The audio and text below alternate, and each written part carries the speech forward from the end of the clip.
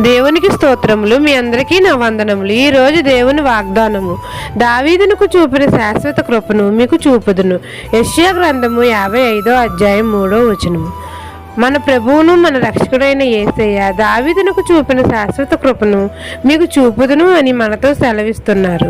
దేవుని కృపను మనం పొందాలంటే దేవుని ఆజ్ఞలను కట్టడలను మనమందరము చెవియొగ్గి ఆలకించి వాటిని పాటించాలి. ఒక క్రమమైన ప్రార్థనా జీవితం కలిగి ఉండాలి. దేవునికి నచ్చినట్లుగా జీవించాలి. సమాధానము వెతికి వెంటాడాలి. దావీదు దేవుని హృదయానుసారుడుగా జీవించాడు. దేవుని కృపను పొందాడు.